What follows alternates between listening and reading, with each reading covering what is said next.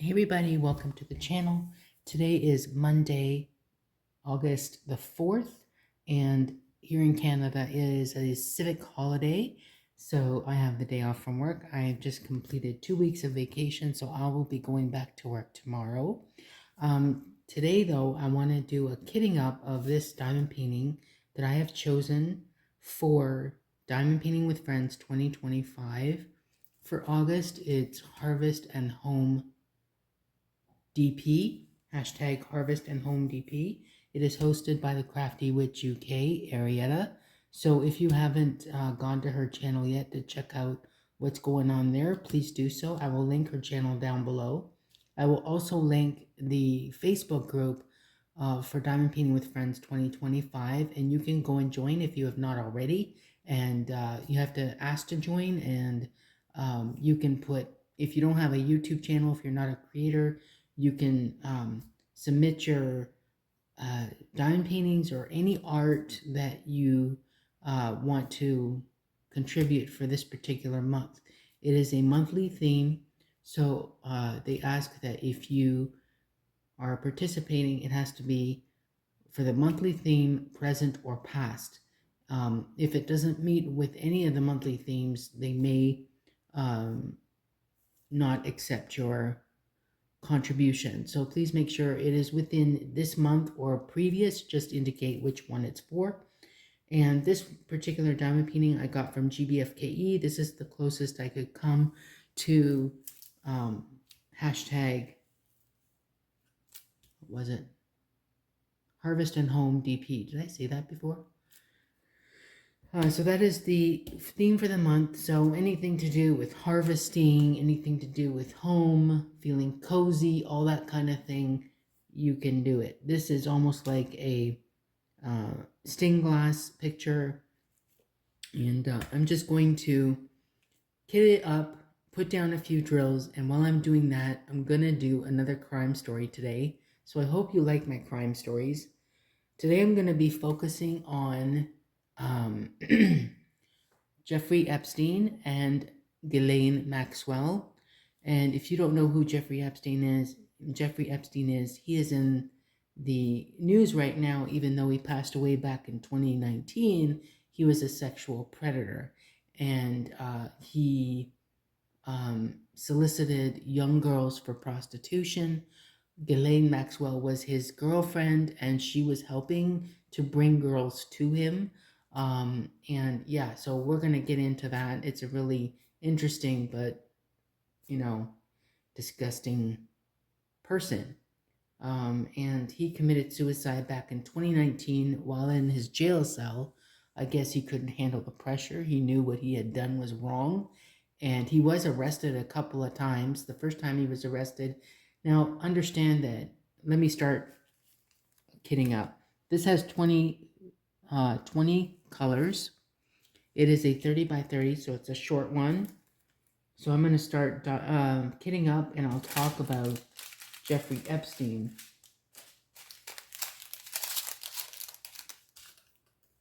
So he was a rich guy. I'm going to try and do this on screen. He was a very wealthy man in New York. And he had a lot of friends who in high places. He lived in Palm Beach, Florida. He had properties all over. He had a property in Paris. He had a property in New Mexico, New York. He had lots of properties, and he had a sidekick who was drumming up business for him, started liking young girls, and when I'm talking young girls, I mean 14 years old, as young as 14. And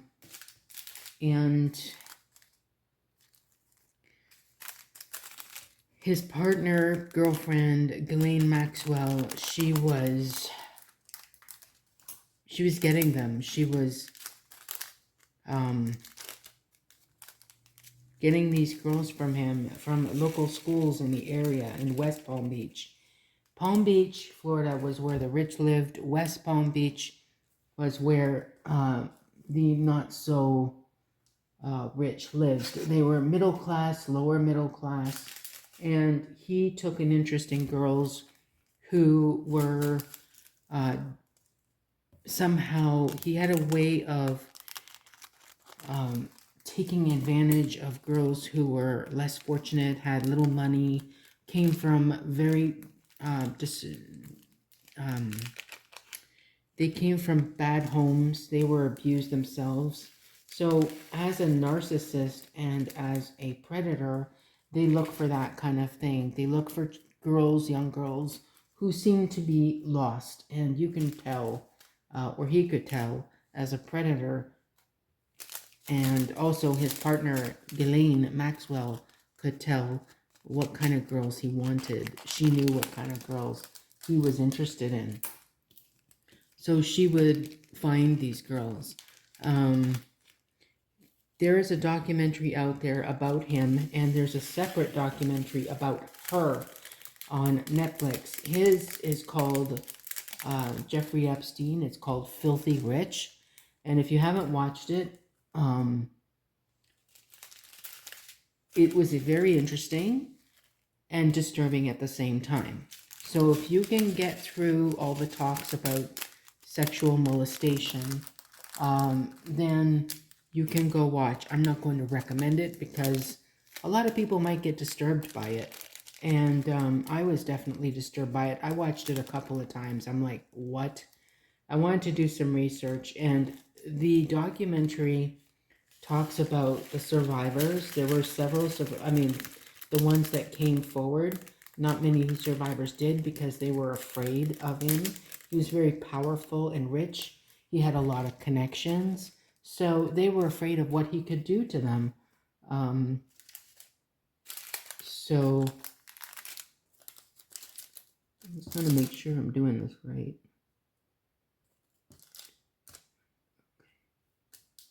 All right, we're on number 6. So, like I said, Ghislaine Maxwell was he was an introvert and she was an extrovert. He didn't like going out at all. He was an indoor person. He had people come to him. He did not go to many places unless he was with Ghislaine. She was a very social person. And so that's how she brought him the girls that he was interested in. And like I said, some of them were as young as 14.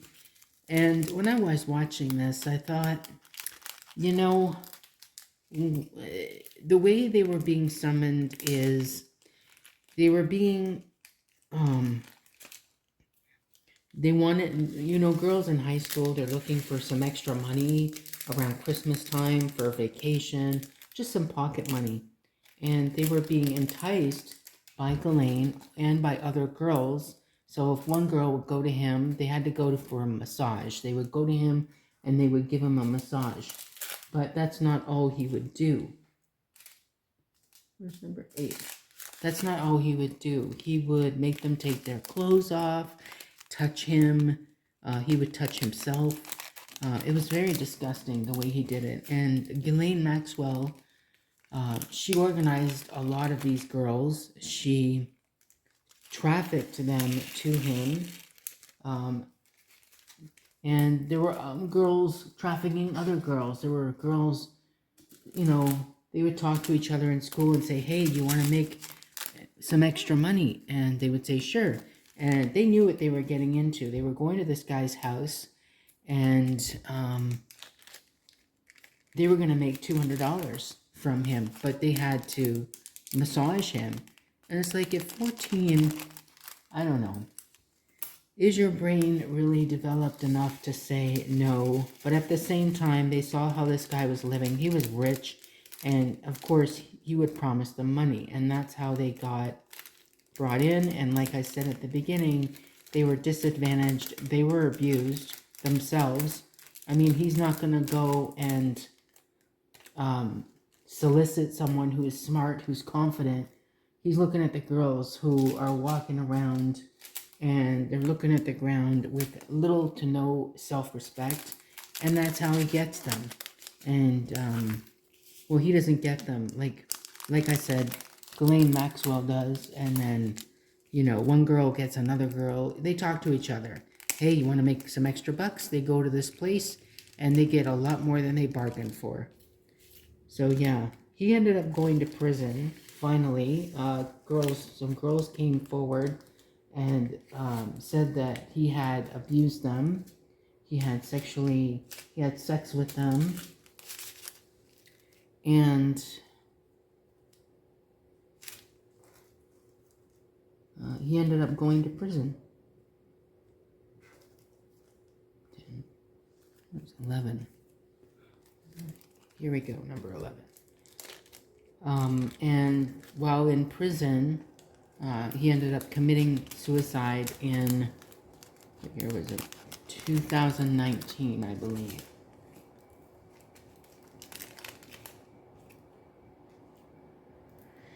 Ghislaine Maxwell is still in prison, and from what I remember in her documentary, she has a separate documentary, Ghislaine Maxwell, Filthy Rich, and she maintains all innocence. I happen to think that she was probably also abused by him, and that's how it all started. It doesn't mention that in the documentary, but I have a sneaking suspicion she was also a victim of his. She used to be his girlfriend, and then they just became partners, and she would get these girls for him, and she knew what was going on behind closed doors. She knew what was going on, and she was also charged with trafficking and trafficking girls. It was really disgusting. Like, and I say this again, these girls were very vulnerable. And when a friend of yours says, hey, do you want to come with me to this guy's house? You're going to get $200 if you massage him. At 14, would you have the wherewithal to say, hey, that's gross. I'd rather make $14 being a cashier at a local grocery store. I mean, but that was for the day. $200 for the day. So these girls, it was easy money for them, you know? As bad as it looked to them, and they had speculations about him. And one thing I didn't mention is when they went to his house in Palm Beach, it was very eerie, and they would go up to this room that was set up like a massage parlor, and along the walls, going up the stairs, there were pictures of nude people, women mostly, and children. And there was this one woman who was the first to report him. Her name was Virginia, and she worked at Mar-a-Lago, where Donald Trump owned. I think it was like I'm not sure what Mar-a-Lago is. Maybe in the comments you guys can tell me. Where's 16? 15. Oops. Forgot 16. Where's 16? Oh, there's 16. Okay, gotta wait. See, I'm not paying attention. Thank God I saw that. So she worked at Mar-a-Lago, and she wanted to become a massage therapist. I apologize if I'm all over the place with this story. I'm trying to recount it as I remember. But she worked at Mar-a-Lago, which was owned by Donald Trump. I guess it was a country club of some sort, I'm guessing. And she met Ghislaine Maxwell first. And Ghislaine happened to notice that she was reading a book about massage therapy. And she said, oh, I see you're interested in massage therapy. I know someone who needs a traveling massage therapist. So she asked her if she wanted to meet with him, who was Jeffrey. And she would go after work, and she could meet him. Well, when she met him, she had to give him a massage. And she wasn't really cool with that, but she didn't want to start anything. She was going to be given the opportunity to learn how to be a massage therapist, so she wasn't going to argue with Jeffrey. And she was, I think she was 14 at the time, or 15, I can't remember. And she did not, like, at that age, I guess, there were other girls that were interviewed in the documentary, and they were all stating that at that age, they were vulnerable, and they didn't know how to say no. They didn't know that they knew what was going on was wrong, but they couldn't voice it because this guy was very powerful, from what they heard. And they were being offered luxury in exchange for having sex with this man. Underage girls having sex with this man. And it's just sad, you know. And that girl that I mentioned, Virginia, she recently passed away, I think about a year or two ago. She passed away. She couldn't stand the publicity she was getting because of this documentary. She couldn't stand how this guy, even from prison, is getting so much